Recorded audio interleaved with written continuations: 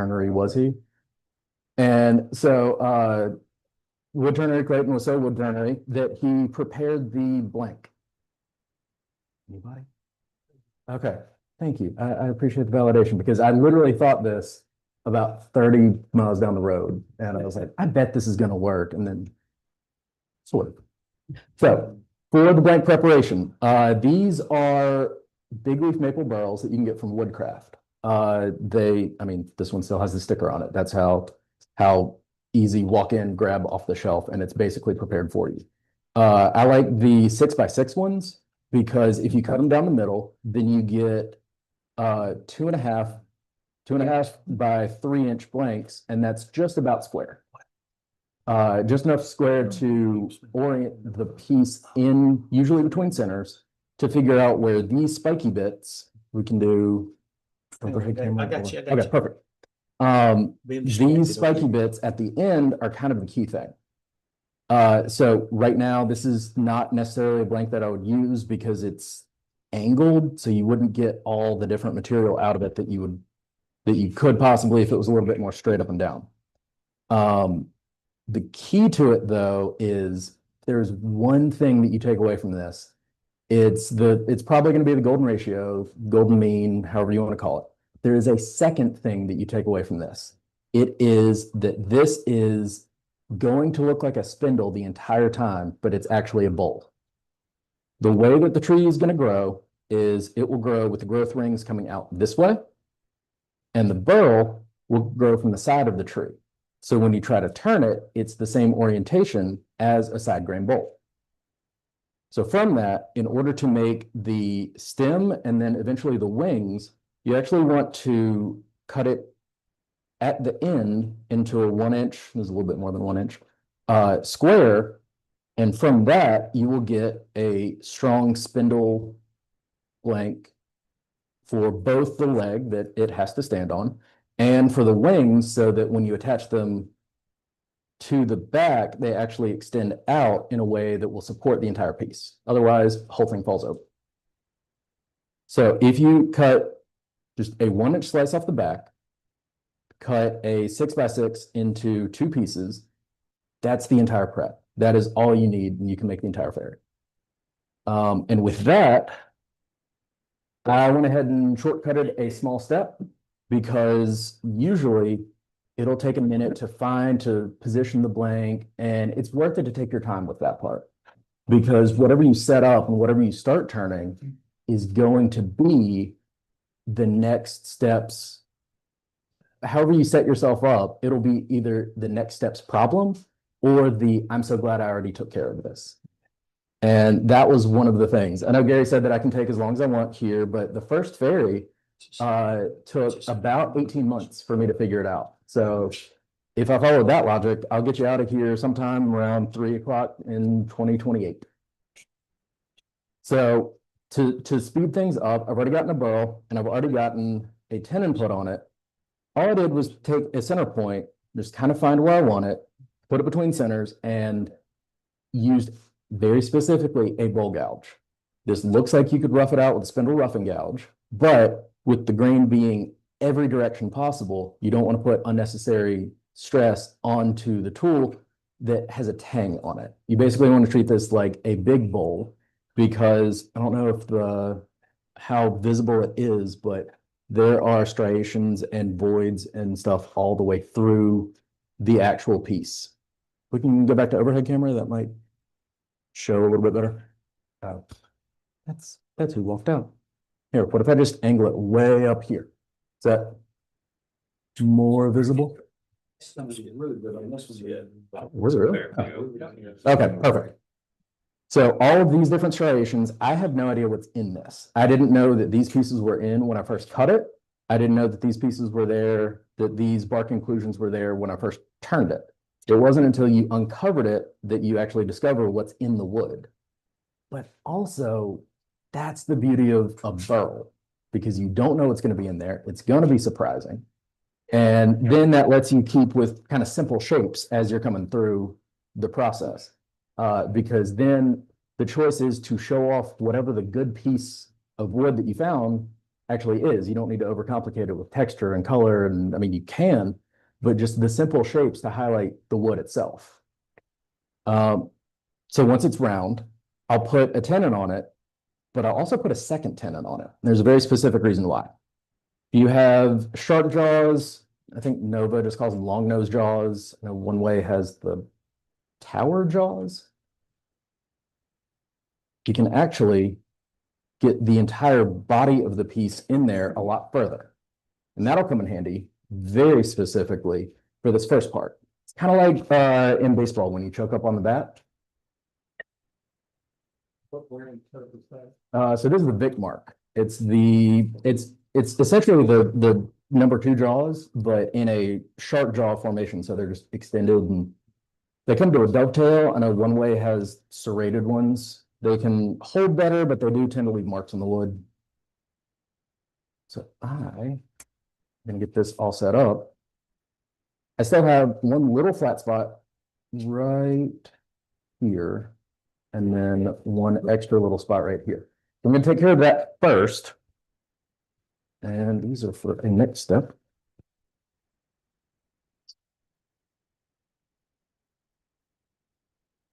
And before I get this started, I'm gonna just rotate it to see how it spins. I'm gonna start at 0 and just slowly work its way up. Okay, so it's running sort of mostly true, but I'm still gonna use face shield. No idea what bark is in there, no idea what I'm gonna find once I'm in there. I even brought an extra set of burls just in case I get too deep and it's got some kind of issue in it. I'm also gonna be using a face shield because when this bark flies off, it generally aims for the beard area. I don't know why. It seems like it has a vendetta. So.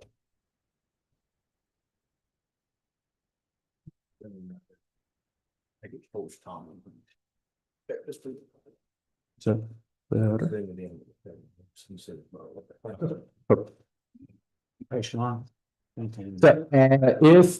anybody has any questions, anybody has any, wants to see something closer? You see it behind you, Sean. I see it in the roof. Look.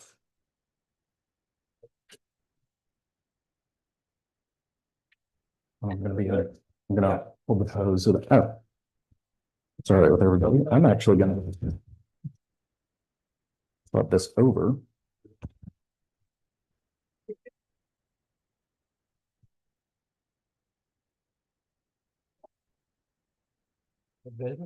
No.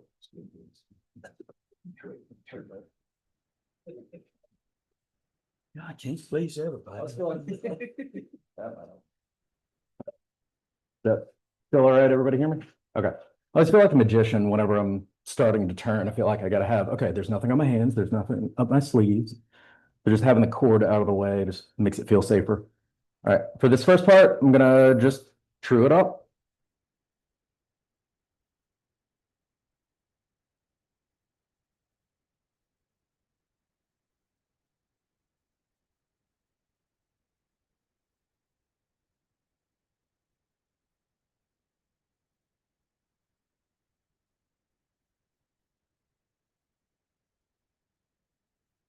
All I'm looking for with this is just to get it to where it feels less bouncy.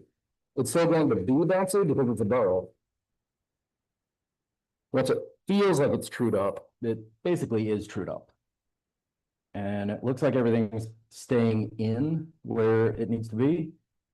There are a couple inclusions. If I was at home, I might take a little bit more time, might take a little bit more care with, in general, how this kind of piece would be. Maybe soak it in some thin CA glue just in the voids. You really don't need to fill them in with anything. It's okay to just let the natural wood show up, but you want it to show up, not show out and show off and fly off. All right. So this very first step saves a lot of time because once you change the position of this, you won't be able to come back to hollow out this part. Choking up on the actual blank itself is going to make it a lot easier because whenever you're out this far from the chuck, you can introduce a lot of vibration. And if you have vibration and you're having interrupted cuts, with all of the burl, with all of the wood, then air, then wood, then air, it can just lead to things. This is why I'm starting to make them angels. They tried to fly away enough times that I figured if they're going to try to fly away, I might as well give them wings. But all it should take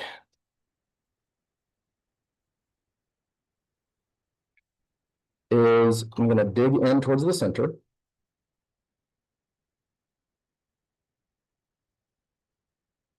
Just make a little center point. Just put a little bit of deck. What RPM you running Currently 0. at? I'm going to slide this back just a little bit. I'm going to get the livestock out of it. Just because this is the elbow knocking part. But That can be remote. so this is, well, I need it in just a few seconds. So 1330, 1580.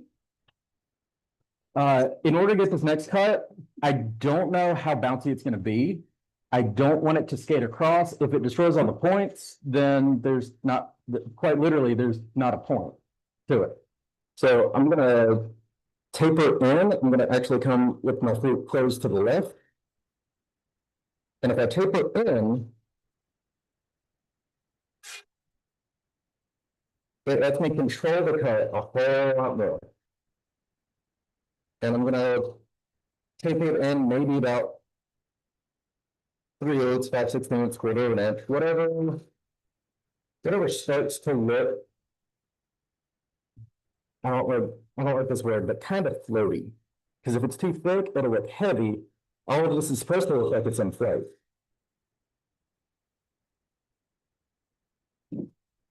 Okay. And now that I have the outside established, see, and I mostly do this little part right here isn't quite. This part will be higher. So it's just enough that I have this little lip to go off of. And that little lip will help me because I can put the bevel on it and then just swing into the top. Because I'm on the bevel all the way through, all the interrupted turning, it's interrupted, but I'm not fighting it. That way I can stay in complete control the entire way through.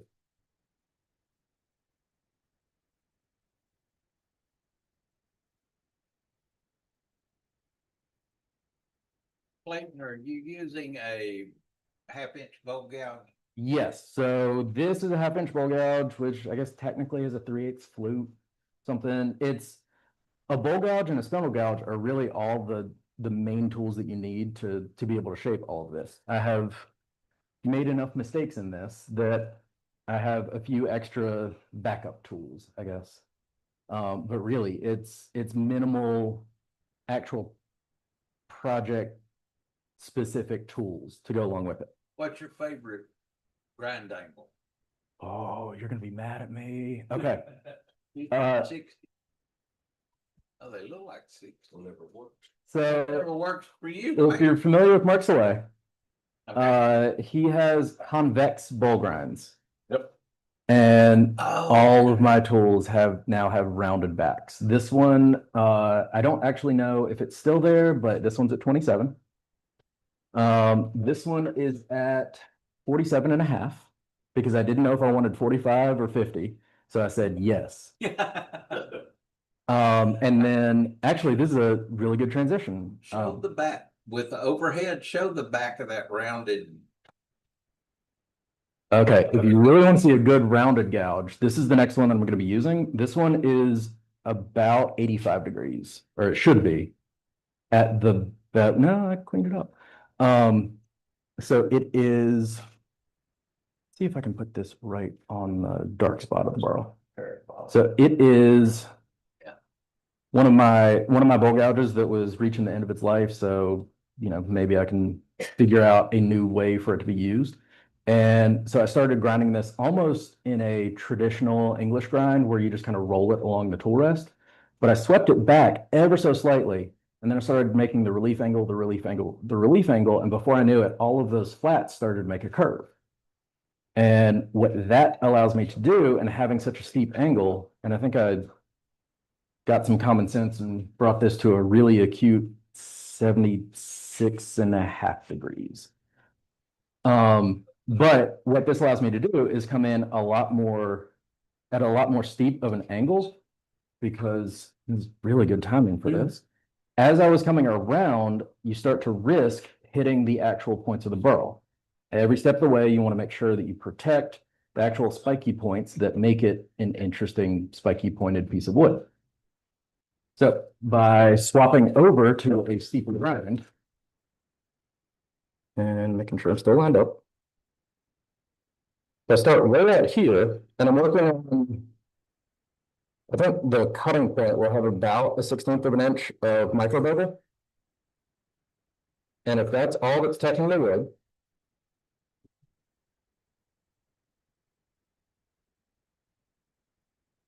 that's all that I really have to do. And this way, if you treat it like a natural edge bowl, if you treat it like a side grain bowl, it'll work really well for push cuts. Like this feels, you're right here, you want to feel this? It is perfectly smooth, except for one spot. Don't tell people about that. Okay. Okay. If you can't quite get there, not a problem. This, just regular round nose scraper. And I'm just going to come in and I'm going to clean up the fur at the points. And then as I trace it down, I'm actually going to dig in a little bit at the center. There's a very important reason for that that doesn't come into play until the very end of the entire project. And I'll go ahead and spoil the fun. It's so that whenever you put the stem on this, because I called it the mono leg for a long time and people looked at me weird, so now I call it the stem. Whenever you put that on, it gives it a different rounded surface to swivel on, because when you put it all together, you want to be able to position it however it's going to look best. And the very first one, if that's still going around, I didn't know that, and I didn't know this next step. So I actually put super glue on it, figured out where I wanted to hold it, and I held it. I was locked in. And it took about 10 minutes, and my arms were tired, and I don't want to do that again. So to solve that problem, I have, let's see, somewhere around here, I should have a tiny little point tool, and that's all it will take. I'm going to come in right at the center, and true to its namesake, I'm just going to make a little point. While I do that, I'm going to grab, this is a 1/16 inch drill bit. And just be safe. You know, there's that rule, you're not supposed to move the tool rest whenever the lathe is spinning. With a live edge like that, that is 100% true. That is incredibly dangerous to both you and the workpiece. But 16th inch drill bit, I'm going to look at the point that I just made, and I'm just going to push in and drill in. Whenever you drill like this, especially with a very small drill bit, the flute will fill up very quickly. So you want to clear it out very often. And you don't have to go very far at all. Half inch, maybe. For this part, you want to drill deeper, because whenever you make the stem, you don't have as much wood to play with to be able to drill into. I hope everyone's okay with, you know, is it like bisection, vivisection, whatever it is, but it's going to rip her leg off. So in the inside, that's all it takes is a little bit of a divot and a little piece of wire that I don't know what kind of wire it is. It's just steel wire. I quite honestly went into Home Depot one day. I found where they have all the steel wire and all of the like picture frame hanging wire and TV hanging wire. And I just stood there and I just went to each one and just saw, is this bendy? Is it kind of stiff? And I picked one, and there is the number one thing that I learned that you need to look for when you figure out what wire to put all this together. There's a special term called clearance aisle. That's all it is. It really doesn't matter because as you're putting it together, get this back in there. Whenever you go for the final fit, all you need is now it's this way. Now it's that way. And before you add the glue, before you add anything else, it just gives the stability to hold it in position. That center hole is actually surprisingly difficult to find, locate, measure out, get your center finder stuff on pieces that have irregular edges. There's a reason I'm harping on this. That one little pre-drill hole saved me about 3 hours of figuring out and sanding and trial and error. That kind of stuff, if I can save you, 3 hours by doing one single thing, that's very, very much worth the trial and error on my part. So with that, that's all that needs to be done. You can sand it at this point if you want. Nobody's really ever gonna look unless they are trying to do a demonstration and show you where the little steel part goes. So as long as it goes under to where you can't visibly easily see it from the outside, it just needs to conceal it. That will be one of the weakest parts of the entire construction. So if you can curve it in enough so that you don't see where the epoxy goes, you're set. You're golden. So now that I'm done with this tenon, I'm going to the next one. And from here, the rest of the shaping goes. But with it being so far up, there is an extra little addition. In general, I'm not a fan of jigs, especially, they're valuable, they're useful, but sphere jigs are expensive. They are, I think I priced out one of them and it was like $900 just to be able to make a perfect sphere, which is great. And then the rest of the time it sits in your drawer. So what I really enjoy, this is my favorite jig of all time. The nut. Put onto a piece of wood. Cost me 37 cents. And if it sits in my drawer, that's fine. Because if I need it, it's there. If I can't find it, it's 37 cents. I'll be fine. All it does is a 3/4 inch by 10 nut, epoxied into some wood, goes on a live center, and it spins along. That's all it takes. That is the only jig for this entire project. So it is domed out roughly so that it will fit as support without getting in the way of anything. You really don't want a piece like the jam chuck to be the thing that pushes against the spiky parts, and that's what ultimately snaps it. So with this locked in, the rest, pretty much the entire rest of the project can be done. Now the question is how? From here, I'm gonna lay this I'll out. bet you that. along You here. already know, where do you want? Can we do overhead camera? Like that? And yes. I should have a pen to mark out the lines. Thought I had a pencil. Here. Is there one? Oh, perfect.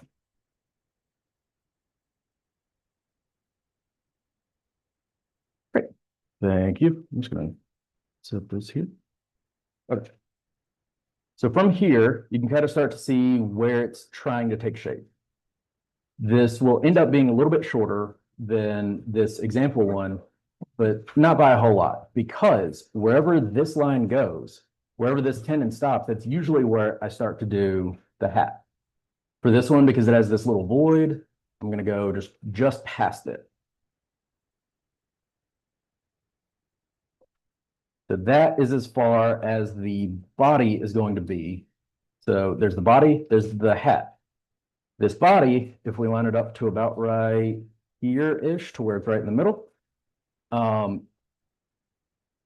it will have a spot for the neck, a spot for the waist, and then there is the assumption that the stem and then the stand will also be there at some point. So how do you figure out where this and this are going to go? And this is where the rule of thirds, the golden mean, the golden ratio, 5/8, 3/8, whatever you want to call it. It goes by a bunch of different names. That's where all of this comes in. The entire rest of this project is done with that math. And the short version, if you're not familiar with it, there is a Greek theory that things look more aesthetic if you take one whole section and when you divide it in half, you do it at about 5/8, about 61.8% of the total length. If you divide it by two, those two pieces look evenly matched. I know that's a lot of math. That's why I brought this guy.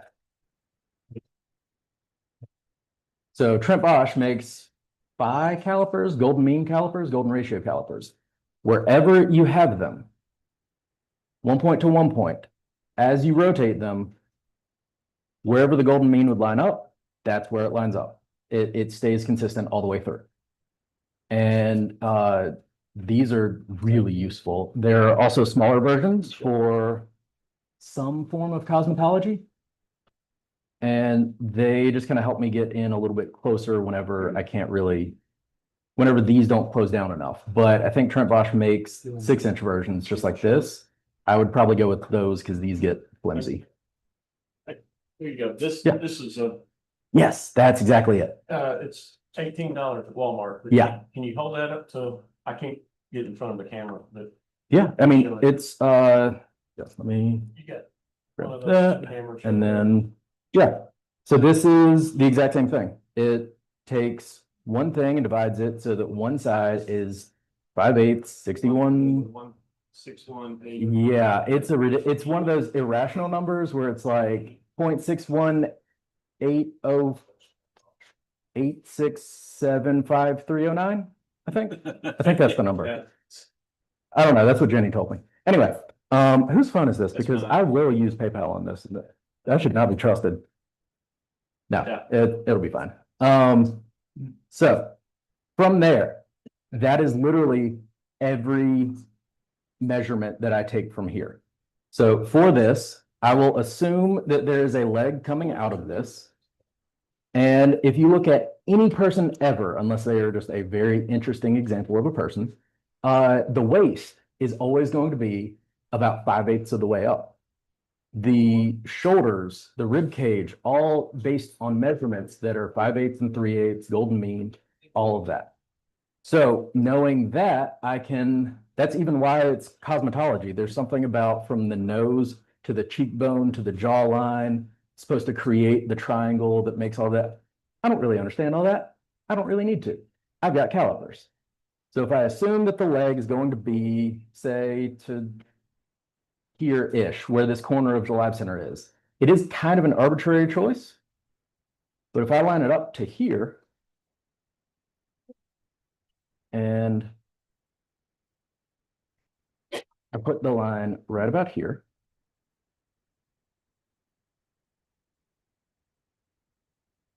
that's all it takes.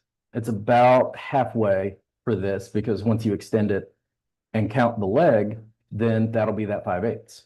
Well, now I've got to go into the torso. Well, how do I find the torso where the neck is going to be? It's exactly the same thing. You take this smaller measurement, you measure about 5/8 of that, and you make the line there.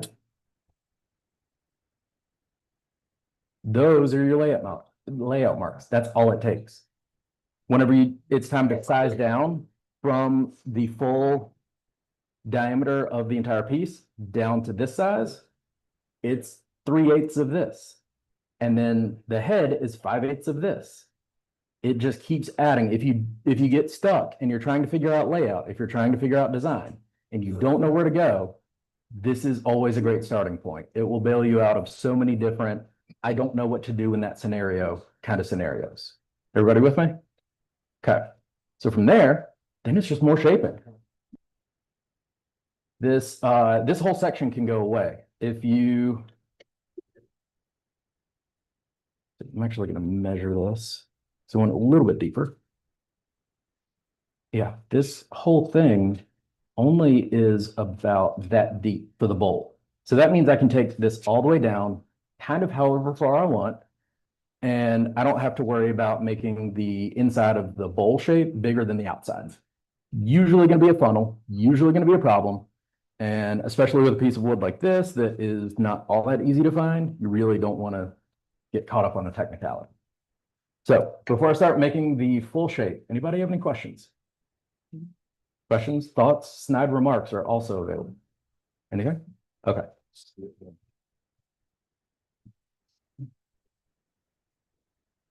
So because I changed where it was in the chuck, I'm just going to true it up just a little bit more before I go fully into shaping it.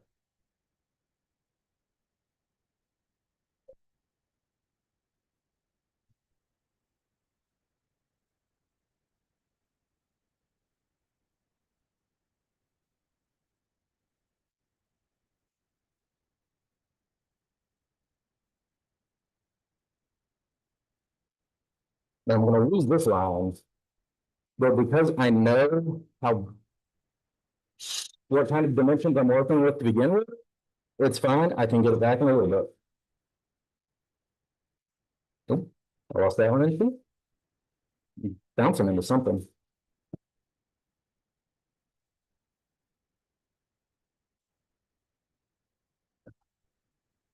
Now this looks like a spindle. So you would think, oh, if I'm trying to get to a certain diameter, I can just use the potting tool, but no. This isn't a spindle, so you can't really get the same kind of rough and gouge, potting tool, same kind of results out of those.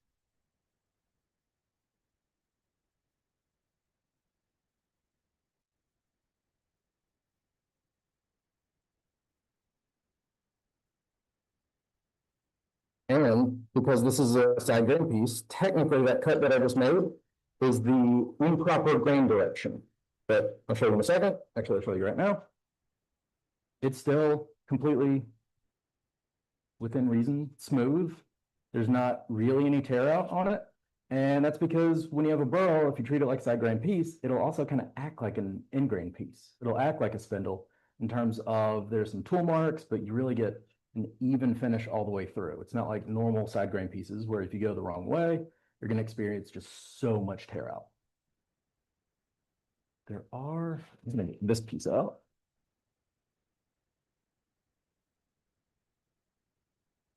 There's some suspicious looking bark inclusions here that I'm sure will be fine, but just in case. It's always important to stop and check. See, here's this big walnut shaped thing. Looks like a brain. I'm guessing that I will be able to get to the end of it before I make the final diameter, but just to be safe, like I said, these things, when they jump out, they aim for your beard. Or if you don't have one, they imagine you do, and they aim straight for the chin.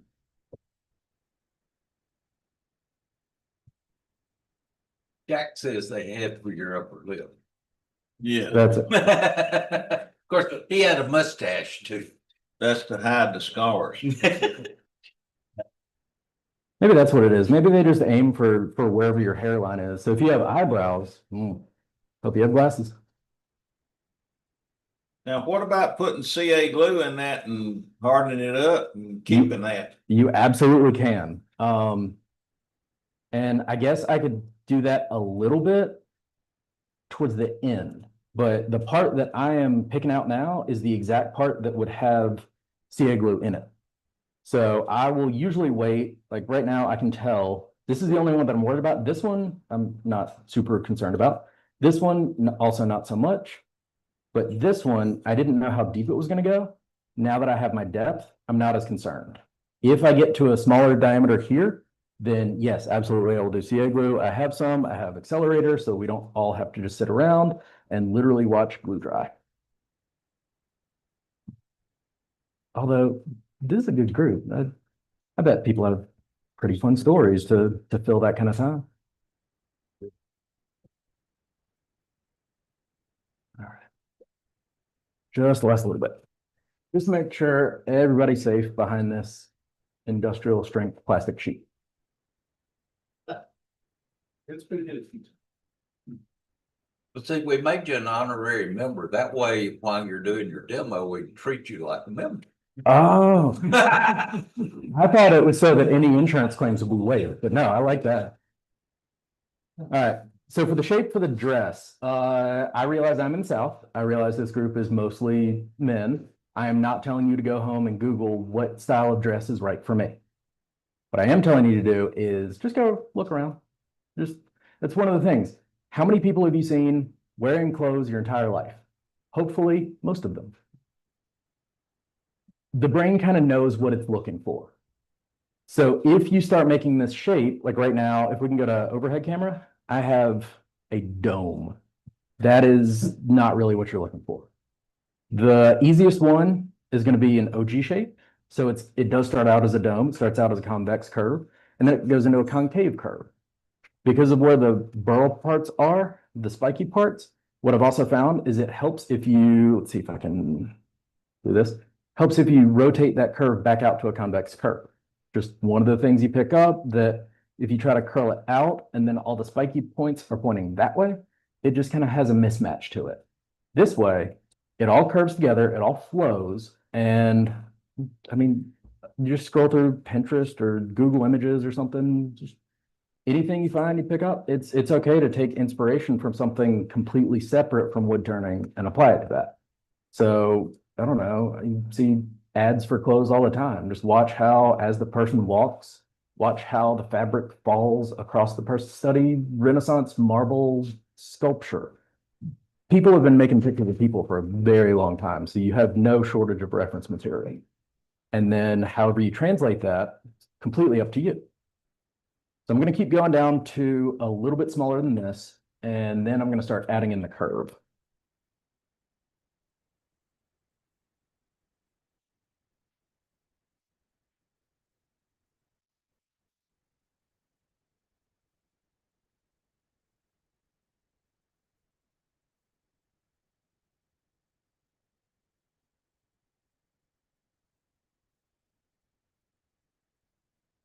And for the curve, it'll be outside and then it'll go inside, maybe about halfway. So if this flows over, and then you're just to a normal, technically it's a side grain, but now you're just to a normal bead toe stick. Gonna smooth out the curve just a little bit more.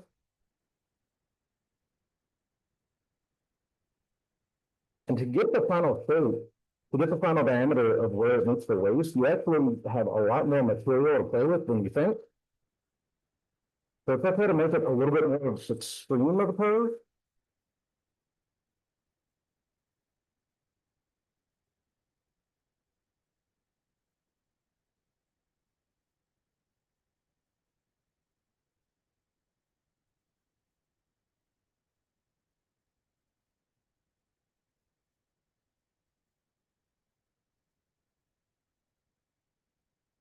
and at this point, if you've ever made like a bell implement, not super far off from that.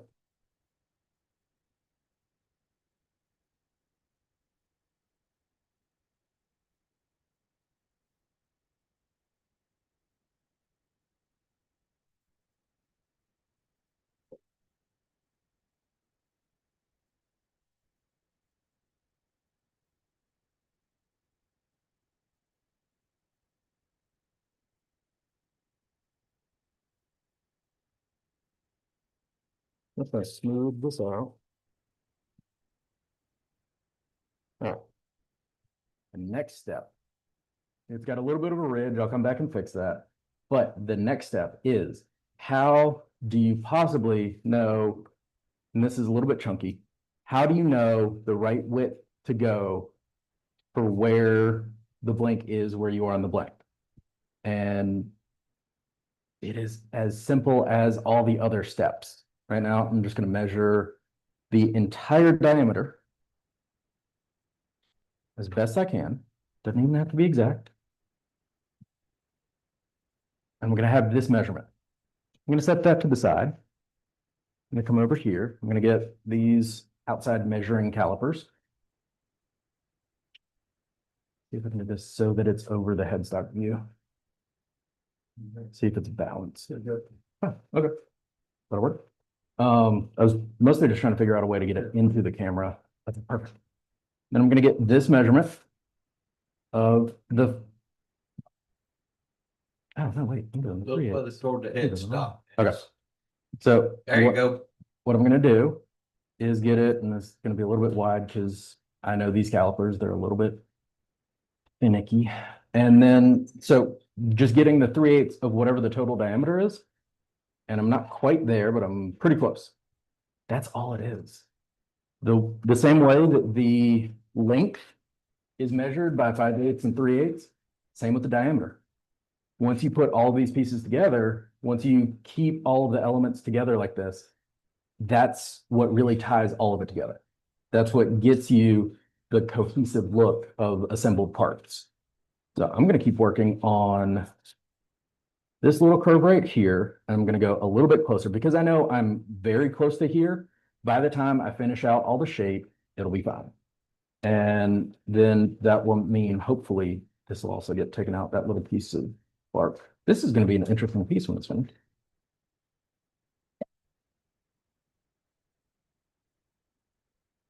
The smoothing out the curve. If you have like a steel point scraper or something, I should have brought mine. But because I know the torso is going to be the widest part,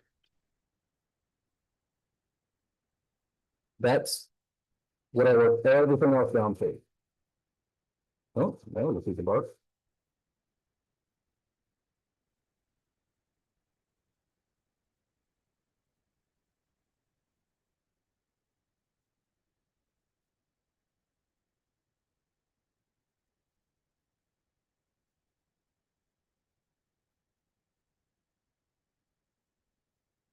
Yeah, this one might end up being a little bit more tricky of a piece if the inclusions go all the way down.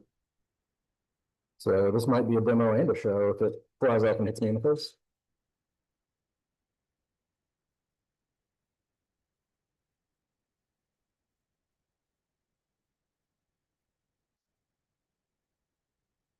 But now as I'm trying to take the lightest cuts as possible, they're mostly pull cuts, but I'm trying to use the bevel of the gouge as almost like a skew to take good slicing cuts.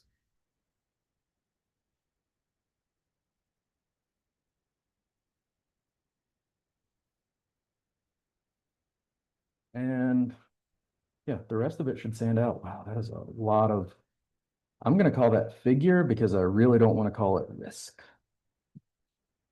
All right. So at this point, because I have the entire bell, the dress part of it done, this is usually when I would sand. And for sanding, I like where this headstock was at. So I'm just going to leave it and move it out of the way. Speaking of leaving it out of the way, all I do, going to bring down the speeds, maybe 670. And I like to use a sanding pad. It's if you've ever seen Worth the Effort woodworking, yeah, they're so good.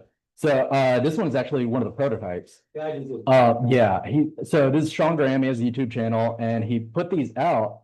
And I got one of these to play with for before the SWAT demo, and then in the SWAT demo. And because it's just a thick piece of leather, you keep your hand away from the spiky parts while it's sanding, so you can get a really smooth curve. And I'm not going to sand for long, but that shoulder that I was working on, that little ridge, that's all that this would take to just work out. And then any kind of tool mark along the spiky part, no problem. And this is less to promote this product, although I love it. I use it for school field trips, and it's so efficient to have the 4 different grits that you just flop them around. It keeps elementary school kids' attention for sanding. Amazing. It's a miracle. But they absolutely are. But so now this is mostly smooth. You probably want to spend a little bit of time sanding it. If you make one of these for, I don't know, I see these getting made for granddaughters a lot. Absolutely. Did it get, okay, perfect. It's already on its way around. You had to go back and have the guy make the restitch them, double stitch them. This is completely off topic and completely irrelevant, but I cannot stop myself from saying this. The guy that makes them, it's from Heritage Woodworking. His name is Jason Thigpen. My brother, who lives in Dallas, is named Jason Thigpen, not the same guy. I lost my mind the first time I said, You have this secret life that you haven't been telling me about? You've been my brother for almost my entire, for my entire life, not his. He's older. But yeah, so that it's just great couple of guys making just a really solid product because it's specifically designed that you could rip the sandpaper off, put it back on, and the Velcro part won't come back up. So from here, Sand and metals have. Yeah. Put them on all of them. I think he uses them for pens, so the back and forth just makes it so good. Okay, so I've gotten this to roughly about the shape that I want. This is a little bit wider of a diameter than I probably am going to end up with overall. That's mostly because if I keep running into these bark inclusion, what do we call them? Design opportunity risks. Then I want a little bit more extra meat over here so it doesn't try to spontaneously disassemble itself. But to get back my line, I'm just going to mark right where that line shows up, or right where that middle prong points to. And then I can keep working my way down. I'm actually going to switch to a spindle gouge just because now that I'm working a little bit closer quarters, I can use, it's still a 1/2 inch, but it's got that steeper sub 30-degree grind so that I can get the shape and get all the detail in that I want. And to do all of that, it is the exact same process as everything else. Going to taper this in.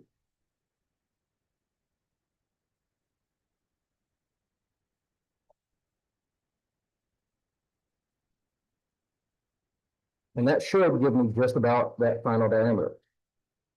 I'm gonna come back around and try to clean up this little ribs that I skipped over.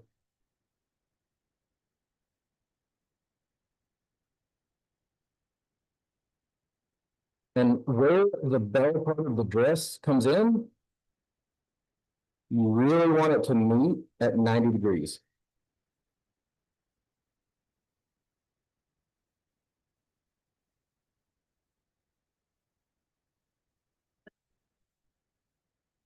And then up here, it can just kind of taper in. Actually, I'm gonna swap this whole curve around.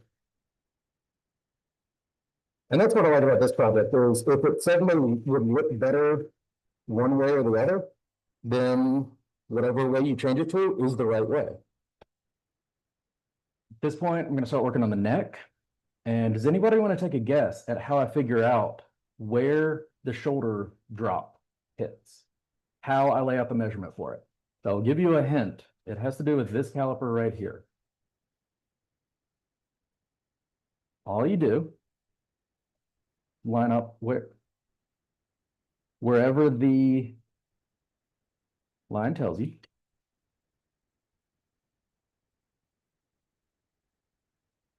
Because the body's kind of an interesting thing. It's got a lot of things that work really well for it, a lot of different design elements that kind of piece together well.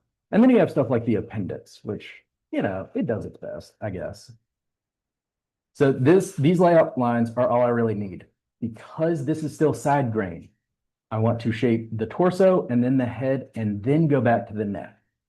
Because if you put the neck here first, you cannot go back to any of this. It is so brittle, and with side grain, it will snap. Once we get down to that part, that is where if you're a breath holder or a clincher upper, that is when your time to shine will be, because especially with all this bark inclusion, I actually have no clue if this will work after all of this, if this will stay together. So let's find out. So using that line, I'm just going to start to taper just to indicate where I want that to go. I'm going to go ahead and take away the pencil line.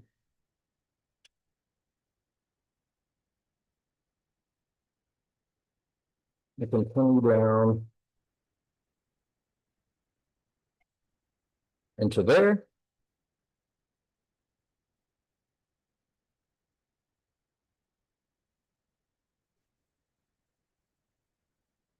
And I'm going to keep this edge. It's got kind of a shoulder, a shiny edge to it. I'm going to keep that there for now. And then it'll just go over the sandpaper.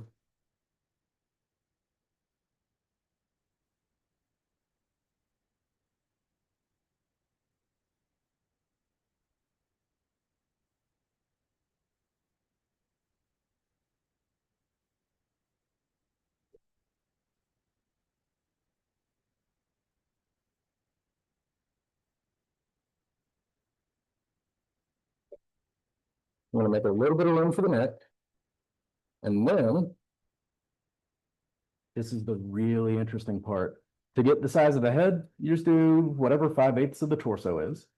To get how much of a taper you need to get, you just kind of go from whatever the largest width is, and you taper it down about 5/8, and that usually ends up matching pretty well. That means that whatever the diameter of the waist is, I can just eyeball that for the diameter of the head.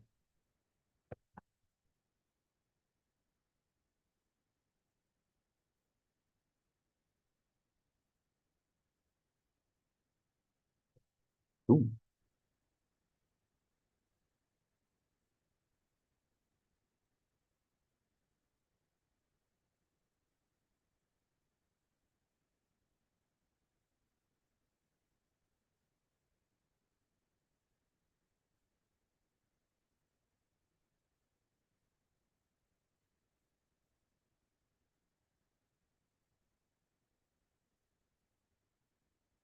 And then this is also the part, and I'm gonna go ahead and, well, actually, the sandpaper thing is getting passed around, so I'm gonna skip sanding. I'm gonna go all the way in for this taper. The head isn't a sphere. It's also not entirely a holoform, kind of like this shape is, where it's kind of almost like a cremation urn kind of shape.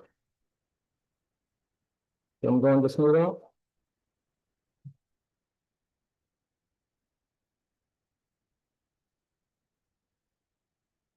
As we're coming in,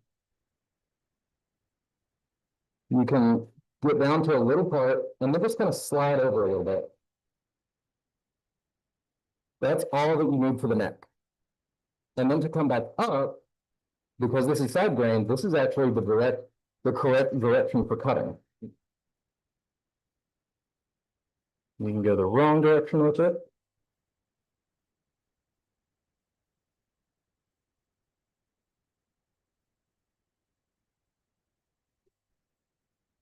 And then, instead of making the head a complete circle, I'm going to make it just a little bit of an oval. Because human heads aren't completely round.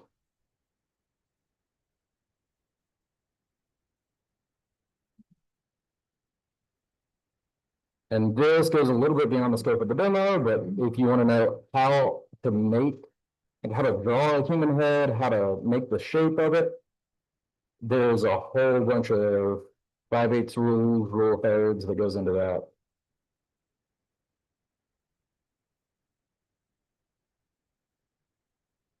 Okay. Once this gets tapered down, then I can start working on the head. And to do that, instead of making it a sphere, I'm just going to come over it and then make it a sphere. And the closer that you can get to making it a sphere, the better. That, just like the drilling the hole beforehand, that helps with a step down the road. And I'm actually going to take off a little bit more of this. So in order to not skate back into the tread jaws, I'm just going to do a small little hole. And what that does is gives me a little width that I can set the bevel on and just make a full push cut all the way down.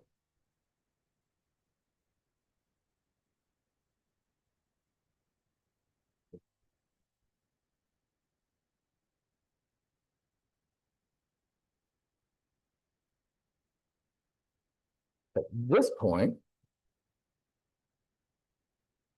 not looking too bad. It looks mostly like solid wood, so I should be able to come down a little bit more. I am keeping it a little bit fatter, a little bit wider, because I would like to see this fairy end up as a fairy and not end up as just a demo piece. What I'm going to do is make this circle, oh, very crudely, about the diameter of the head. That will help in just a little bit. And swap over to a gouge with a little bit steeper of a grind, a little bit more like a finial gouge.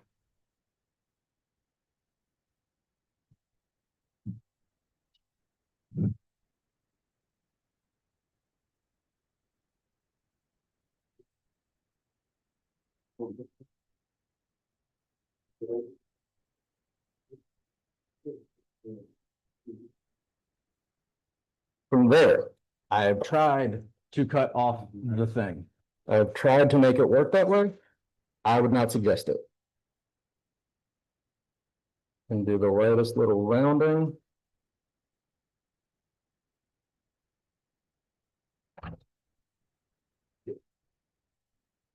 Usually at this point, it is worth taking the time to figure out the neck and just, if it doesn't look right, figure out why. Thank you. If, oh, I can sand the shoulder now.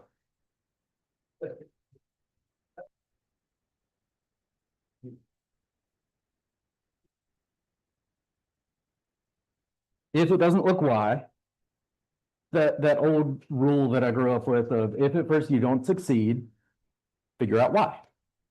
And in this case, the head is still a little bit too blocky compared to where I was with the waist. There's a shoulder here that normal heads don't have, that kind of like little lip to it, right along there. And so you can fix that with sandpaper. You can fix that with going back in with a gouge. And that one I probably will try to fix. The overall head shape, by now I've gotten this too thin and it does kind of risk just completely snapping off, which wouldn't be the end of the world. But I'm usually at about 50-50 on this. Does anybody remember an old commercial that where people were picking dandelions and saying mama had a baby and her head popped off? Is that okay? A couple people, it's usually about half and half. That is exactly what will happen with this if you're not careful. So if it's going to splinter, you want it to break at the top of the head, not at the neck. You want a clean break from here, not something French Revolution. Reinforcing it with maybe glue or something? You absolutely could, but also you don't want to. It's very strange. You could, and that could help it, but if it were to snap off, anytime wood snaps like that, it's a clean break. So if you can put some really thin super glue in it, usually the wood fibers where they broke will line back up. If you have anything on the outside of it, like hot glue or something, that can actually interfere with getting a seamless fix. Does that make sense? Okay. So I am gonna finish this one little pencil line. And I'm gonna go ahead and go for both here. I'm gonna try to fix that diameter. Go back for the curve. And that same little line is showing up. And what that tells me is that the way that I was holding the tool was wrong. So even now I get to learn after every cut, trying, just getting out there and making mistakes and iterating, getting to figure it out. Every step of the way becomes a learning process. And that's one of the things is every time you try something, it's always going to be a win. It's always going to succeed if the original goal was to just figure things out. If you're trying to just experience it, then the experience is what makes it successful. Okay, and with that, I'm actually going to get in a little bit of detail.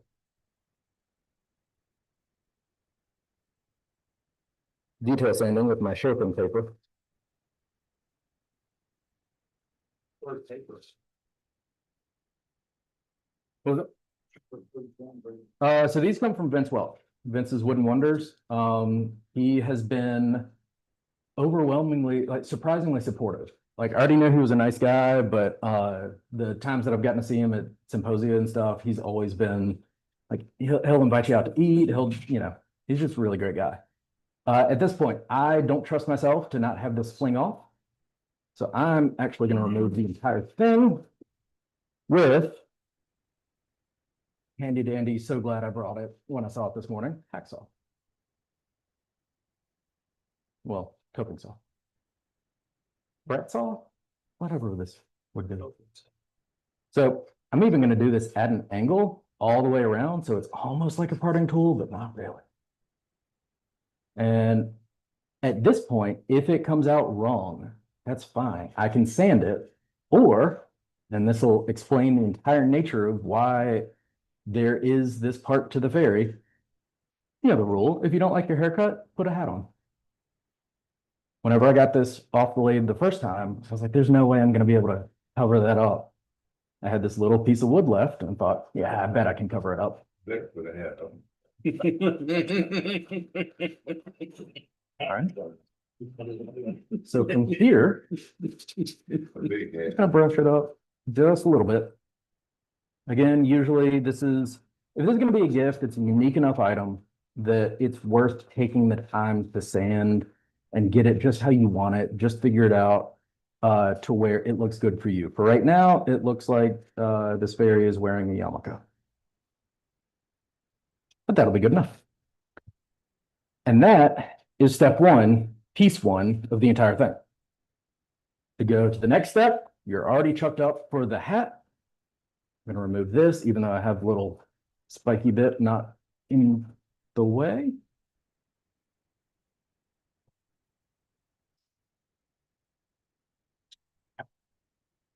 Back out, that'll go here.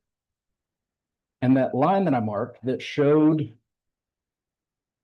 the diameter of the hat, it's very important because it tells me exactly how far I need to go at the next step.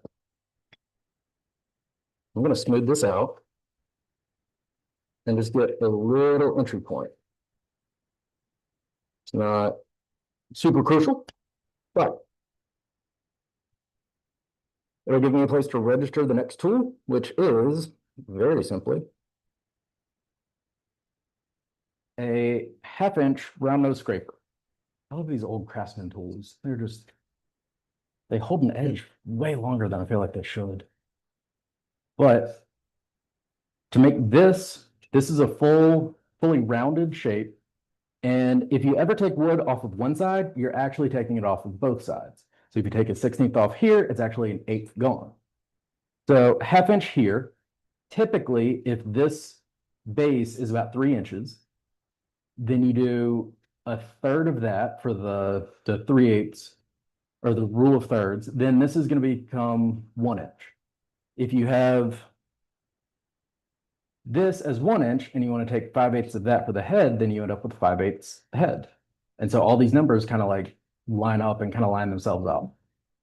So from that, I can take this 1/2 inch scraper and I'll just come in straight at the bottom. I'll have the handle raised a whole bunch so that it doesn't catch or anything. And I can just drive in. And that's a 1/2 inch hole. Well, then I can spread out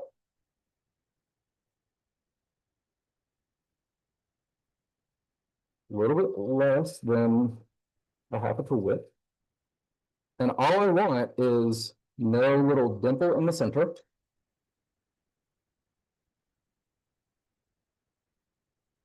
And just a rounded edge. You don't really want to go all that deep. And by having it here, you can just put it up to the entire thing. And by getting those measurements right, and it can be a little bit deeper, but it'll be fine whenever the little notch gets sanded off the head, then it fits pretty much perfectly in any way that you rotate it. That's why I was saying it works better in later steps if you make this a sphere, because if you tilt the hat back, depending on any way you get it, if you have it in a sphere, it'll still fit perfectly without any kind of edges or anything. There's one little trick that is super useful that I'm going to take this and I'm going to make a line here. And what I'm doing is let me get this line set up so that it can be a little bit more visible. All I did is I lined up the right side of the head with the center so that this circle is about 2 head widths. Everybody with me? It's just double the size of the head. And the reason that is going to be useful is because that is the size of the hat. That is how wide the hat needs to be. This one actually did end up a little bit wider. From here, this is a very tight squeeze, but it'll be fine. I'm gonna swap over to, actually, I'm gonna go back to bull gouge. I'm just gonna clear this material.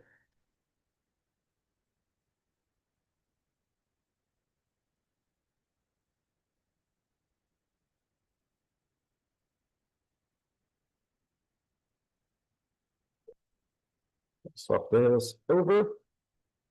And it does not have to be anything big. But I just want to taper in the hat. Kind of the same as the breast part. You just want to indicate that there's a curve. That's part of it. You can even scrape it if you want, just to use the curve of the wing. And then I'm just going to round over the edge.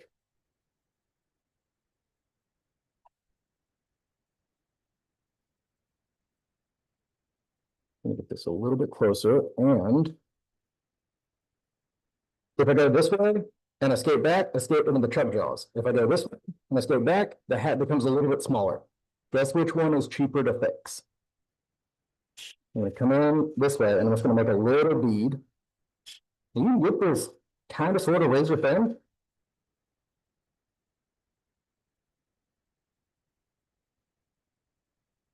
And now you're just hollowing the bowl or you're shaping the bowl after you've hollowed it. Not the easiest thing to do. Now that I have bevel over here to not skate, I'm just going to keep going. All this is doing is clearing out red. And I'm going to trace along here. I'm going to follow that curve that I just set in.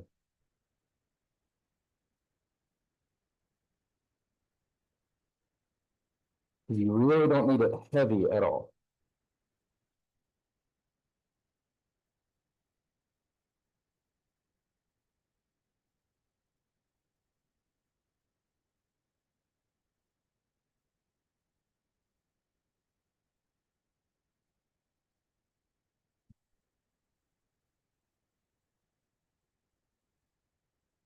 And now I'll be able to get a little bit more reference room.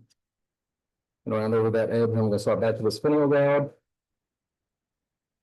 At least that's what I'm calling it. It's just got a much steeper, much more pointed grind on it for getting this kind of clearance. And at this point, just like everything else, this is the point that you sand, because anything past this, it makes it very difficult to get to it. And around that edge. And right now, this is a certain diameter. This is a certain diameter. You do not need to go super thick with it, but you do not want to run into where it's domed out. So following where this is, you don't need much room, but you also need to be really mindful that, hey, there's a flimsy piece of wood right here, and there's an entire dish out shape here that you need to trace around. Can I say? Yeah. Because when I saw you do it, my pucker factor almost choked me out. You had to turn the other way. I mean, you did that first half inch. They used to check for a dimple. I mean, thing was running, and you stuck the finger in between. Get that? That made me want to go, oh my God. Okay. Finger. And I just want to say that because I know some of us get a little older and shaky. Yeah. When you did that, I was like, oh my God. And I'm only going to I'm only going to disagree with you a little bit, because I made it to like right here. Yeah. Just like to figure to indicate. It definitely wasn't because I was almost about to do it and then caught myself. Okay. Thank you for calling me out on that. No, that is a very important safety thing. That, yeah, it is, whenever it stopped, that's when I'm feeling for it. But yeah, the sequence is turn the lathe off and then feel the dimple. But no, and then, yeah, there are very few rules in wood turning, but safety is absolutely one of the rules. That's why I brought it up, because it just, I was still thinking about the whole time I was watching wrestling. Yeah, I appreciate that. Yeah, keep me accountable on it. Keep everybody accountable on it, because if you turn something, Teach kids though, it's like. severely, yes. If you're trying to teach kids, if you're trying to teach anybody, the thing is, you want people to see what kind of wood turning you do. and be able to rate it on a scale of 1 to 10, not 1 and like 8.5. Right. Yeah, absolutely. So thank you for that. Okay, so while we were just talking about safety, now this is the most dangerous part because I'm right near the chuck. And I'll show you a trick in a second that if you get to this point and you're like, okay, I'm too close, I didn't leave myself enough material, anything like that, there are workarounds. So I'm gonna go back in. And actually, in that spirit, that's a really good idea. I'm going to keep working on this. I'm just gonna round it into a little bit of a hat shape. And I'm just gonna stop right there. Bring it all, loosen it, not doing it, jam checking it, do anything. Everything back. Absolutely. So if you don't feel comfortable with it and you have this shape made, that's kind of all you need. It can still be a little bit flimsy. And if you part in, just like I did when you establish the rim, that can be all it takes. It will take a little bit more stopping and starting, figuring out, but I'm just gonna start off with this. And I'm just gonna keep rotating it around because if it catches a stray piece of the bark or something, I've had it where as you're cutting straight down, you're actually not cutting straight down. If you keep it in a straight line, it can wander with the grain of the wood. So let's take an extra second. And ta-da, now it's she'll be a riverboat gambler with one of these like flat top hats. Okay, I don't know, I'm gonna keep going through the next stage of this and then we'll go through how to fix this because the chuck that I have, it gets stuck a little bit. Actually, I'll go ahead and show you what I mean. So this is just really simply the Nova step jaws. And what's beneficial about this, depending on your diameter, you should just be able to barely clamp down on this at a perfect, where the jaws form a perfect circle when they're almost closed. This is actually a really solid hold. Yeah, I can pick up the entire chuck with that. So from there, it's a little bit close to the jaws. I get it. You can make a jam chuck. You can hot glue it if you want. You can do anything like that. But these jaws are shallow enough that you can get in close enough to shape it without being so overwhelmingly crunch down, crank down on it. And that's the thing that I will use in this kind of case. And I'm actually about to switch chucks.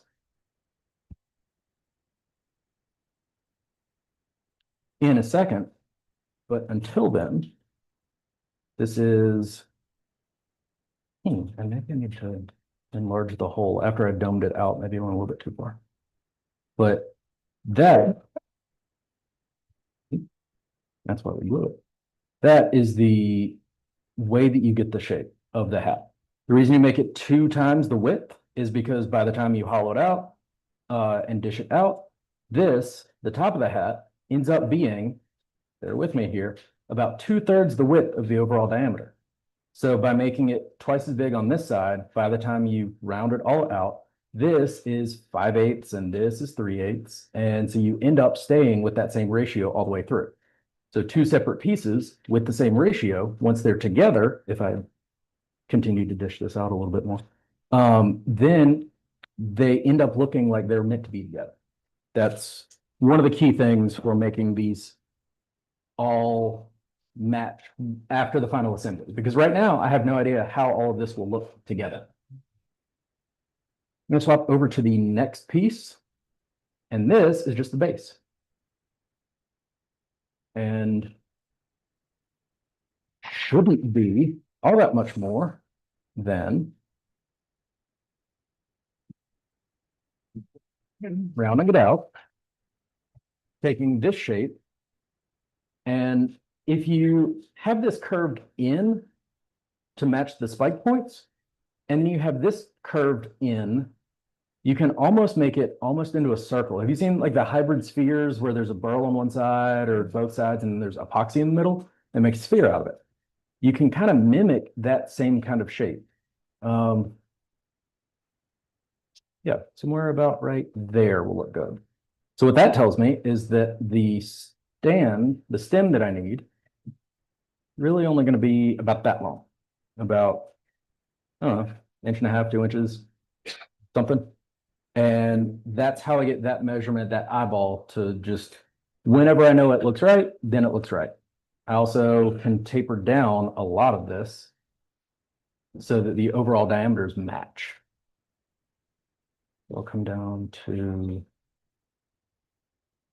about this diameter. So this diameter all the way across, just flatten it, and that's all I'm really worried about for this stage.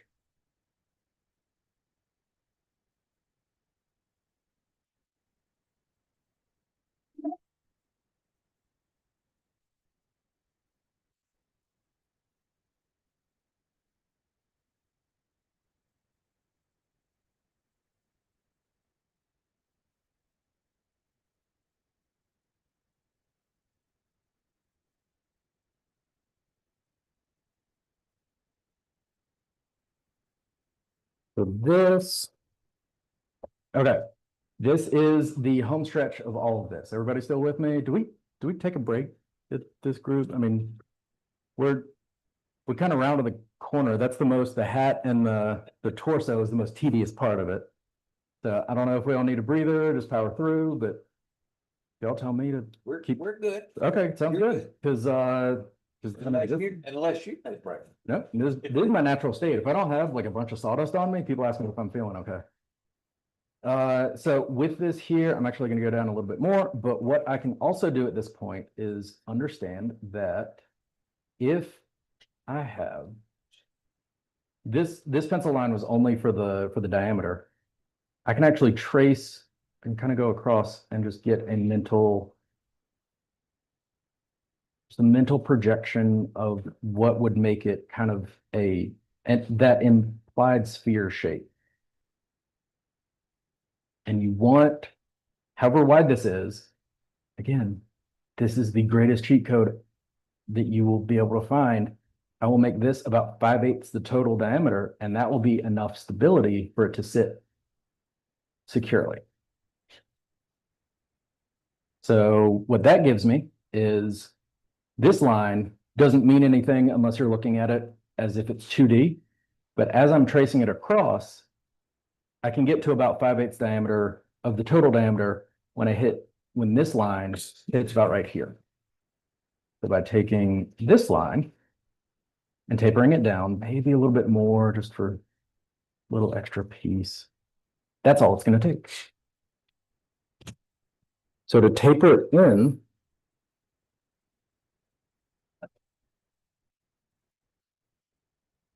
I'm going to round this over also.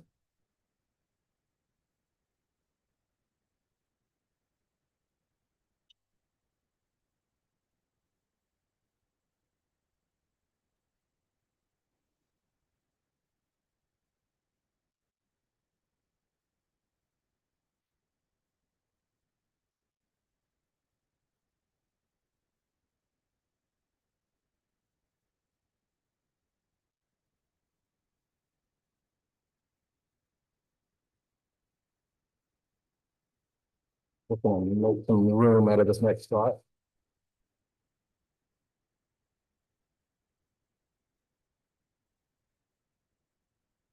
And then to clean it up, I'm just going to switch to a pressure gouge.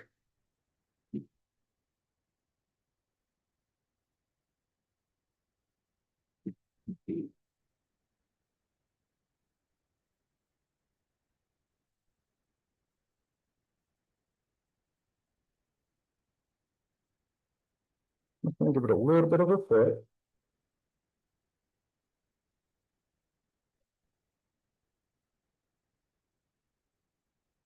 And honestly, the daintier the foot, the better. It will give it lift off of the table. While I don't remember which wood turner it is that says, anybody, was it Gary, you telling me that there's somebody that said a bowl's not finished until it has a foot on it? Is that, yeah, it's the same concept. So from here, now that I know that that's my total height, you can do one of two things. You can either come in and clear out all of this material.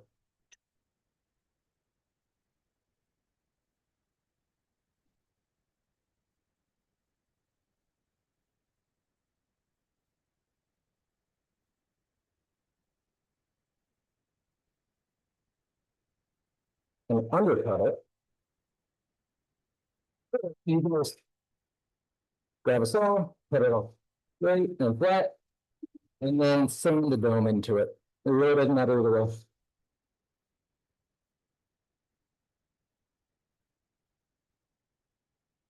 But I'm a wood turner. I like to use the tools if I can.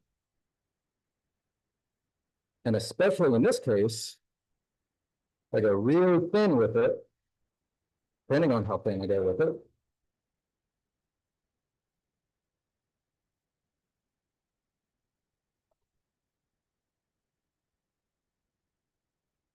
See, it's already wobbling.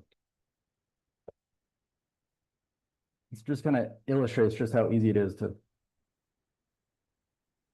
That is a much safer version of showing you just how easily it'll snap off, because it's a little bit, I left it thick on purpose here, but if you compare where this snapped off to the width of the neck on the original torso, that's the amount of stability that you're working with as you're trying to shape the head. All right, almost there. That piece goes away. This piece goes away. And actually, the entire chunk goes away.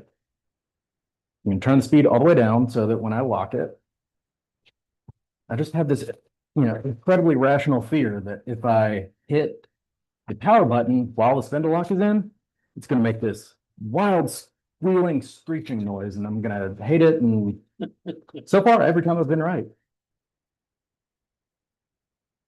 All right. So this is just smaller jaws. And I don't remember if I set out. Yeah, it'll be fine. Nope, I did. These are just smaller jaws so that I can hold on to a smaller piece of stock. And this is similar to the wood that I was using, but it's not really that big of a deal. If you get a burl, like the burl blank from Woodcraft or something, and it doesn't have very straight grain, you're better off just finding a really nice piece of wood that has the straight grain to support it and also is similar enough. Nobody's really going to look that closely to it. This is the part where I lose some people. Because to get this shape, I'm going to swap to a tool that I know everybody loves, but with my work doing production turning, it's finally we're on a spindle, so I can use a skew. I know. Not for this one. Yeah, and that's why I like the skew for this, is because I'm not going to have tailstock support on it. It is going to run the risk of being more vibrating, more shaky. Probably at this extension, a whole lot. But using skew can mitigate that. And if it gets too bad, I can always pull it back up. And it does have a little dimple in it.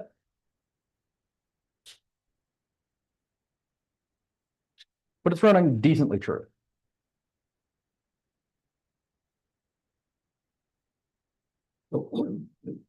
This tool rest is a little bit low. That's what I'm about to do.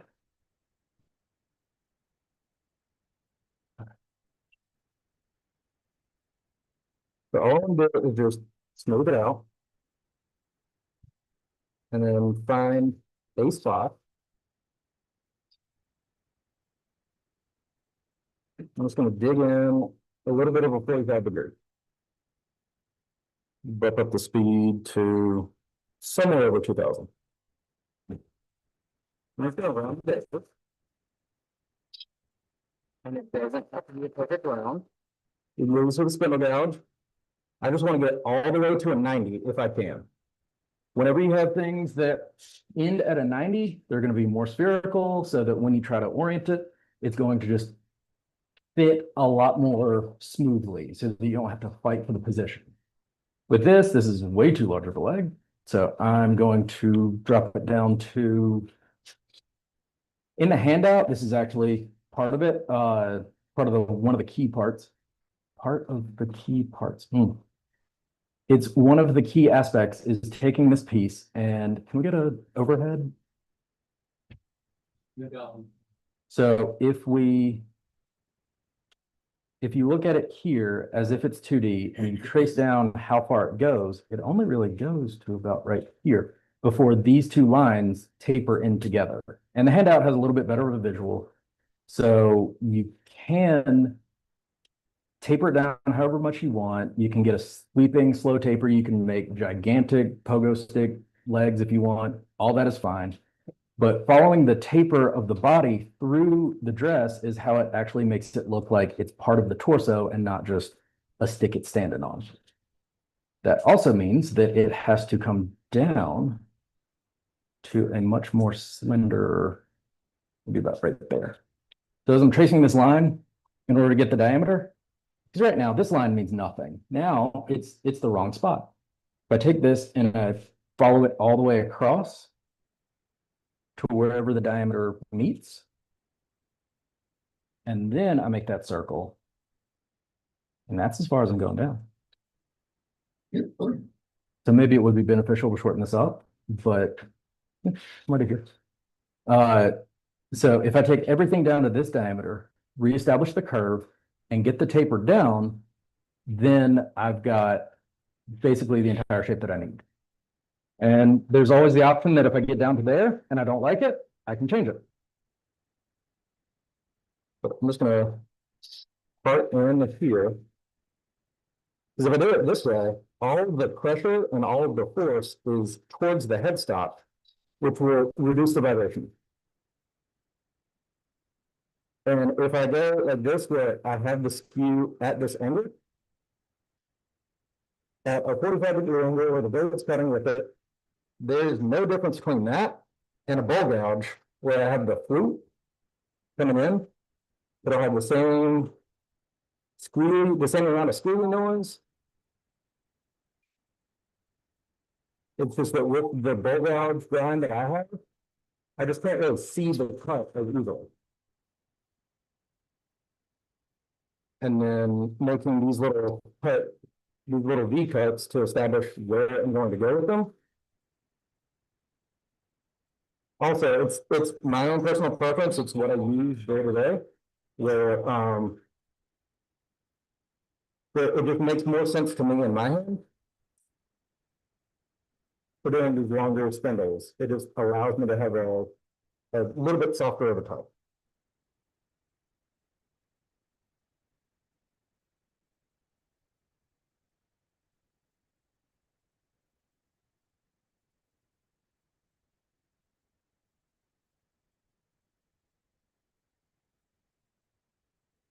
There's nothing special about this.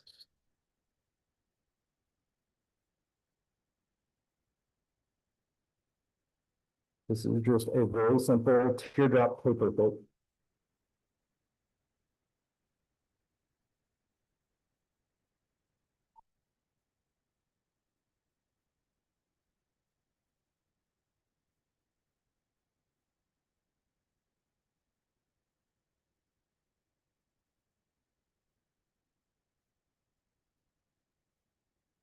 While you're doing this, there's nothing wrong with parting it off where it is, putting it between centers and getting your taper that way.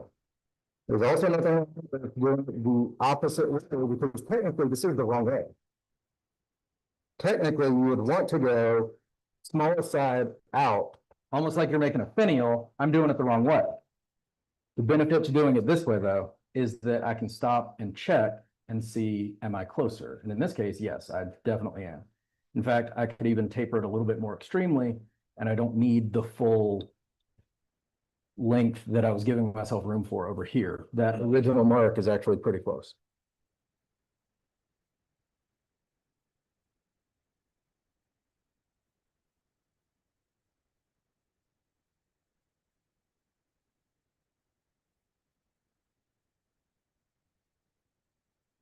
Once you get down to the final taper,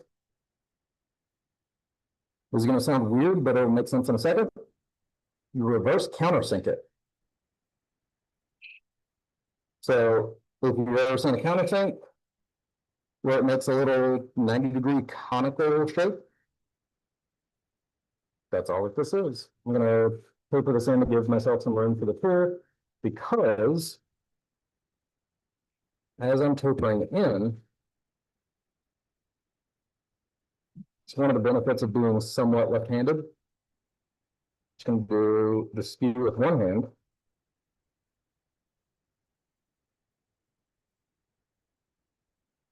Taper it down, and it should just be able to pop right up. And that into this, into hat, into base. These are all the component parts. Now, the assembly. Very simple. At the beginning, I already drilled the hole in here. That is key. For this, I have where the live center was, and I have kind of nothing, really. It just goes to a point. Earlier, I had the all. Where's that thing?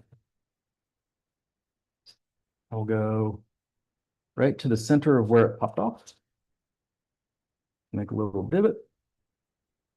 Even enlarge this one just in case. For the large piece, it does not matter where it goes. If it goes somewhere interesting, all the better. And there is a little set aside holders right there. Remember what I said about the countersink?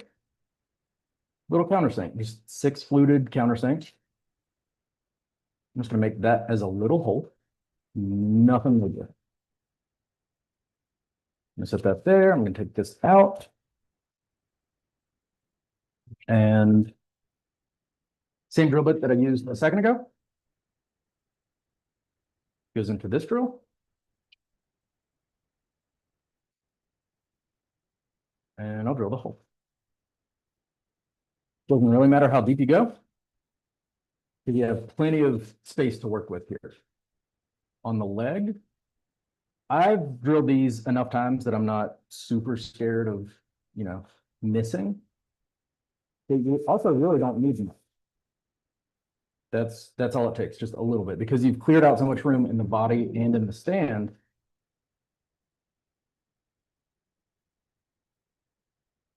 That it doesn't really take much to get it into the actual leg. From there, this is the final assembly part. I'm gonna grab some wire that I had around here somewhere a second ago.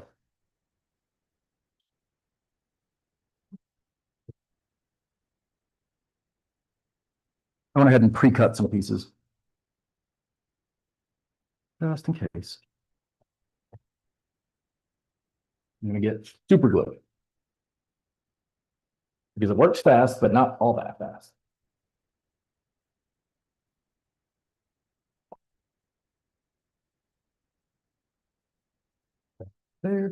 There's, I'll keep on the floor for a minute. From here, all the component pieces start to come together. I told you in the home stretch, spend a lot of time on the hat, spend very little time on the log, and then, yes, absolutely. And I'll pick it up in a second too, so it's a little bit better in every camera angle. I just Look towards the head stuff. There you go. There you go. So I'm gonna put this, just a drop of glue. This is just medium glue. And the pin goes in here. Doesn't really matter how far. I'm gonna put a drop of glue on top of here. The leg goes in. and you don't have to glue this immediately. The wire is there specifically, I'm gonna set this right here. The wire is there specifically so that you can take your time with it. You can get the layout the way that you want it to be. So I can even put the wire in here, put the leg in here, and you get a chance to orient it kind of however you want it. You can twist it, you can turn it, and then because it's the wire and it's rotating on a hinge, you can make whatever shape you want. What I like to do, and in the original one, the goal was to make it look like it's in the middle of flight, like it's swooping down. So having it offset, but also centered. That's one of the weird things is you can't just stick it way out here. It'll look unbalanced. It won't look as good. So I'm gonna lean it forward and kind of back at the same time. I'm gonna find the most spiky parts as the front. I'm gonna put a little bit of glue in here. I don't even think I glued I put a little bit of glue on the wire. But eventually, the glue and the wire are just to hold it in place while it cures, while the glue dries. I'm gonna keep the hat in its interesting state. I would probably go back and see what I could do about changing the way that it fits, but also didn't say on the top of the head, so it's not like it's gonna fit anyway. If the fairy is coming this way, then the hat would be picking up the wind, so it would blow it back just a little bit. And then the wings, I will be honest, they take me forever to be able to carve. I am much happier being a wood turner than I'm a wood carver. So I pre-carved some wings. In the handout, it talks about looking at the shape of the wings. These are based off of kind of an angular version of butterfly wings. If you wanted to do an angel, you would swap them over to eagle wings. And just like with the dress shape, there are all kinds of resources out there. And again, you can, once you figure out where they go, showed you the countersink point down at the bottom. I showed you the wire. It really doesn't matter how you want to go about it. You're just kind of position them, these are backwards, kind of position them where you want them. And I like them a little bit swept back. And will you actually spray the accelerator?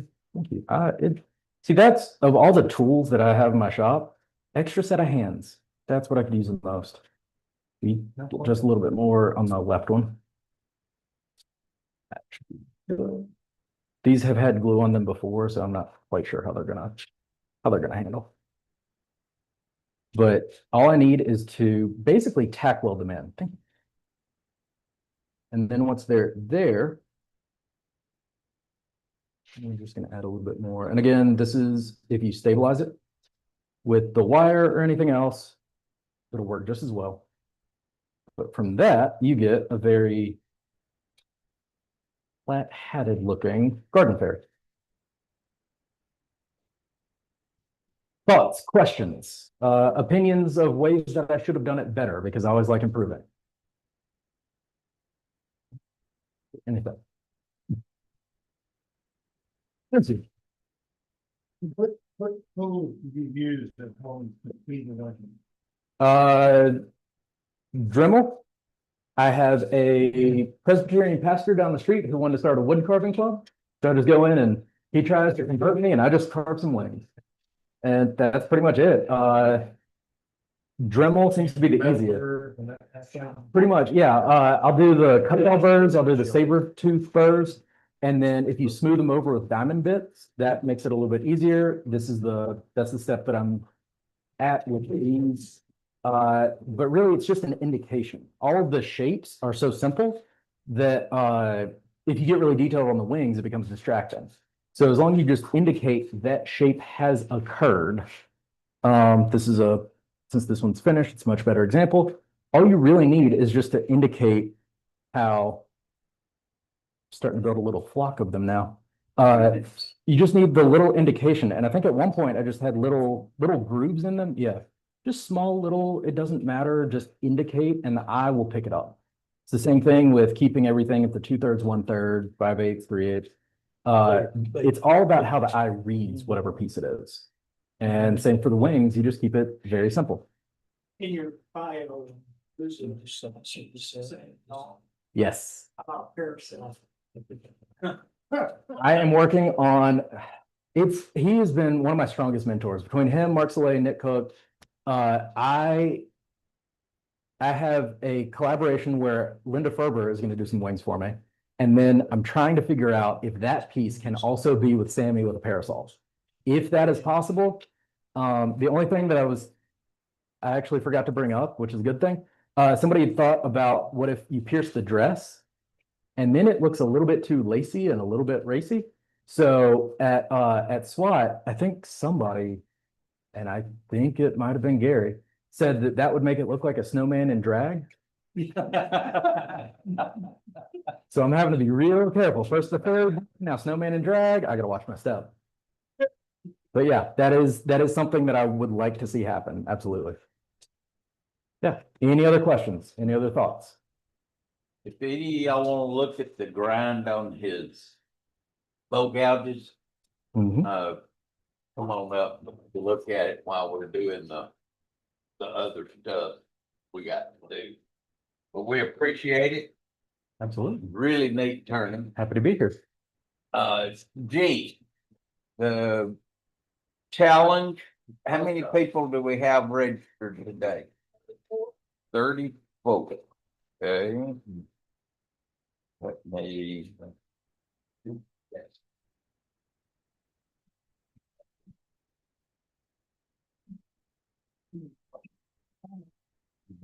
I can't figure out how to change it.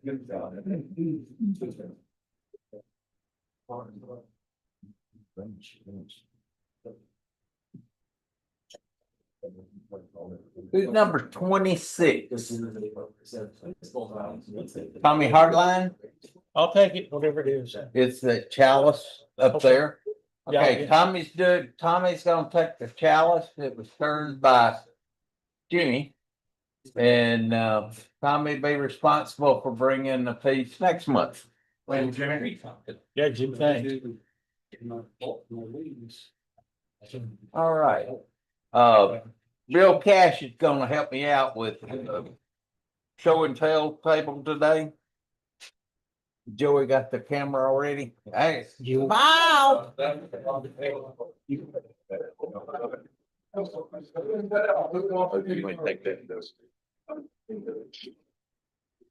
What is this? That is Poplar. Life.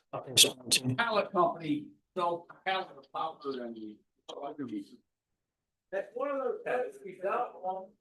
Why?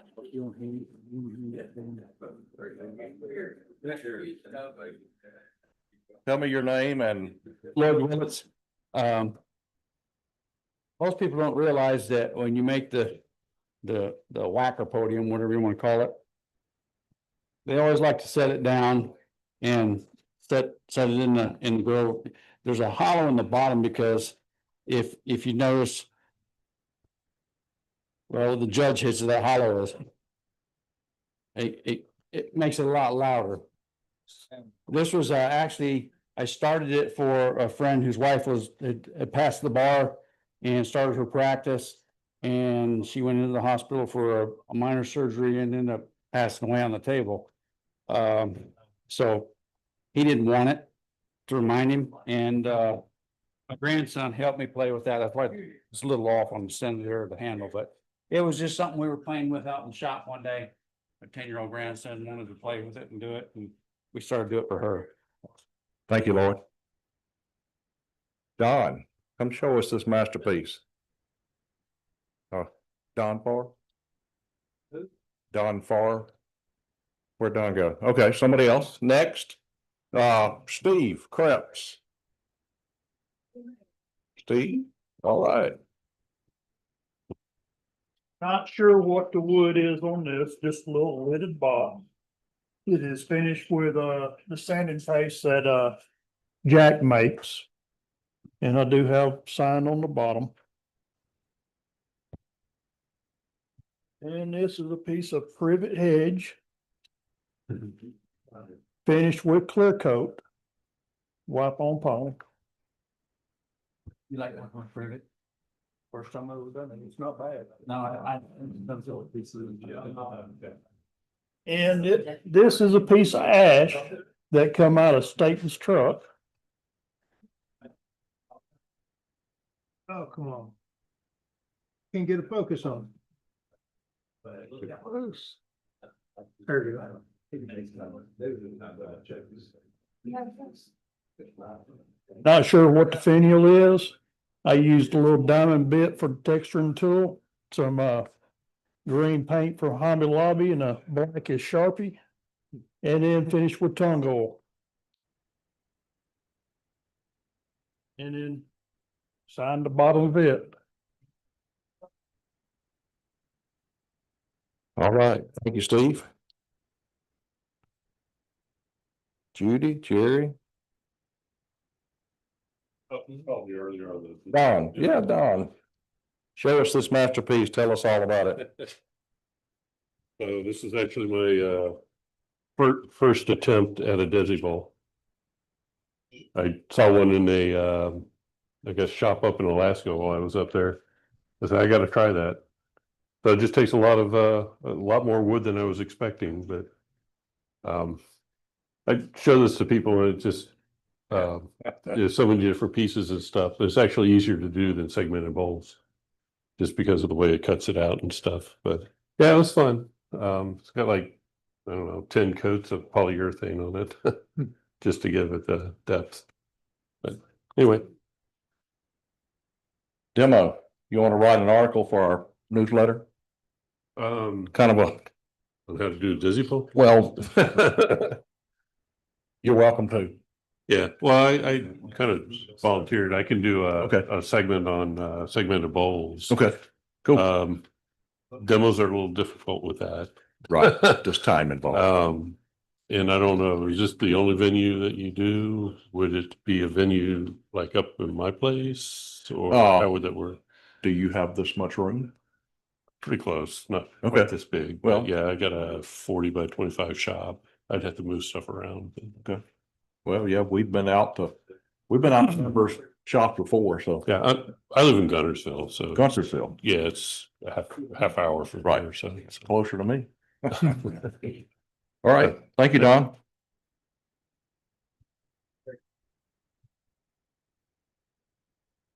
Howard. Judy, Jerry, somebody come up.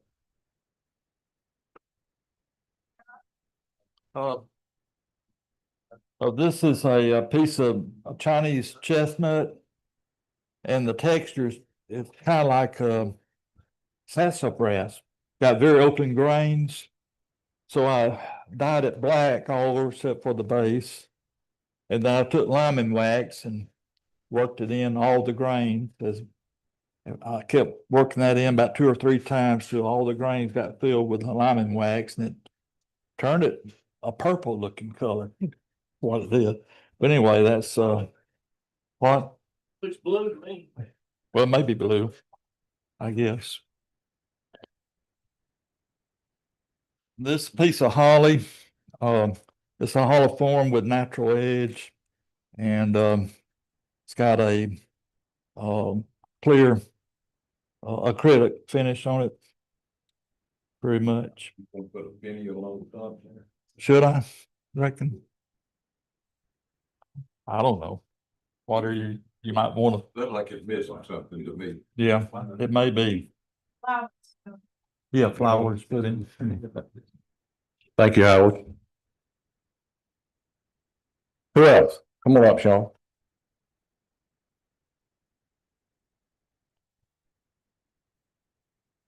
I got these 2 little wheat pots that done for decoration, just some green wood turning, no finish, no sanding, just a quick little deal for decorations is coming up next month. So I think I demoed that a few years ago, but that's Just a little old simple thing. Okay. Cut back too, with all these entire house. Rodney Rabbit, games. Come on up. Do something. Yes, sir. Quick box. You should come up to Jack's. He had one of these sitting over there on the table. And I always try to make it, catch it. So I said, well, I'll just carry that example home and make some so I can play my own toys. So there you are. The simple project, good fun to make. So, and you can put them in there if you if you're lucky. If you're lucky. Did you turn the ball or did you? Well, for $1.99 at Hobby Lobby, I'm not gonna turn the ball. You can get 20 of them for it's $1.99, $2.99, something like that. But anyway, this is the article that Bill put in the newsletter. Dennis Liggett. We saw him several years ago over one of the Georgia symposiums, and he demonstrated the Roman canteen. So I made a couple of these. I think made one for the Eternal Challenge, and Jess Walls won it. And I believe Steve bought it at one of our auctions at Christmas. So this is the one I kept. White oak, stopper on it. And I have not put anything in it. I validated that, and it smells like oak. I tried it in the one that Steve's got, but the whiskey was so strong that it melted the epoxy on the panels here. So I said, no, I'm not gonna do that. Justin Miller had a CNC machine over at his school at Fairview, and he put this design that's turquoise and coral. So added a little mention to it. But anyway, that's you go to Dennis Liggett's webpage under projects, canteens, and it do it. And I think Tim Yoder also has a demo on YouTube. But anyway, there you go. And y'all welcome to play with the toilet if you want to. Rabbits. Rabbits. Bob Henry did the rabbits last night, and about 7 or 8 of us got together a couple of weeks ago at the house. And Bob showed us how to do these, and then I said, I need to put some whiskers on this. These are just parts of a paintbrush, old paintbrush. It's got all the paint at the end of it, so I just stuck them in there and just glued them in to look like whiskers. That's these are pretty neat to make. Bob did a good job teaching us. We do my trade. This arm. This is just a tray I came up with to put at the end of the lathe. And these are magnets you can get at Harbor Freight. They're about $2 a piece. You get a pack of them for 2 of them for $4, and just stick it on the end of the lathe. And that way you take it off real easy and throw your tools on there or something. Take the shavings out of it now. Yeah, blow them out or something. But anyway, just neat little thing. Keeps the tools from falling on the ground some of the time. Magnets like 65 pounds each. Next. Jewelry boxes, jewelry cups. I was just cleaning up a bunch of cutoffs and was making some ring bowls out of red bud and box elder and hedge apple and some dogwood. And I finished up this box. This is persimmon, and I put a little chitim wood popper on it. So How's that spelled? chitim. I think it's the way it's supposed to be. Yeah, anyway, just getting rid of some cutoffs. All right, we're gonna rock and roll into the raffle.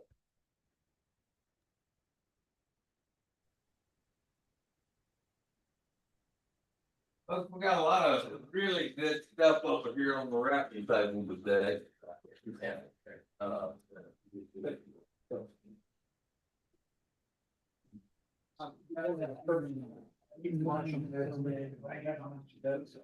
They even got a second cup. Oh, yeah, right. Yeah. Okay, thank you much. Hey, Duncan.